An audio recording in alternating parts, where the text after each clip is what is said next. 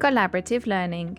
Welcome to our small series of 5 videos on the core principles of problem-based learning, namely that learning should be collaborative, constructive, contextual, and self-directed.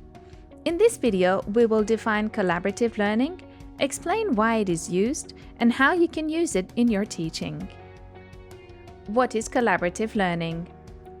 Learners engaged in collaborative learning share common goals, depend on each other's contributions, evaluate each other's ideas, and monitor the work of their team members to successfully complete a task and solve a complex problem. Why encourage collaborative learning? Collaborative learning allows you to work in teams and tackle complex problems from different perspectives.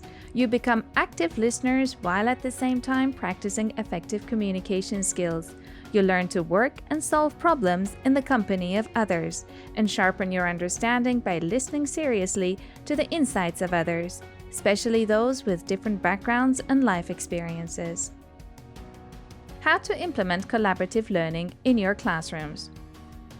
Present learners with problem-solving assignments that allow for varied interpretations so group members can take multiple perspectives when forming solutions. Group assignments can include laboratory work, study teams, debates, and collaborative writing. Create tasks and problems that cannot be done individually but need a group effort. Team members will be encouraged to explain concepts thoroughly to each other. This leads to deeper learning. Encourage learners to establish clear group goals and objectives before beginning an assignment, keeping the group on task and establishing a clear and explicit purpose. Assess the group learning process itself, for instance by including self and peer feedback on the quality of the contributions to the assignments, the discussions, and adherence to group norms. This builds trust and promotes open communication. Keep in mind that this type of learning is a process and needs explicit instruction in the beginning stages. Look for an ideal group size depending on the complexity of each task. Small groups lack enough diversity to allow divergent thinking.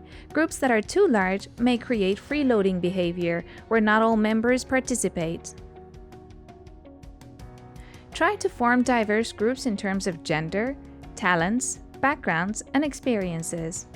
A diverse group combines different competencies and encourages members to look at problems from different perspectives, fostering skills such as negotiation, persuasion, and critical thinking. Now you know what collaborative learning is, why it's good to apply it in your teaching, and how.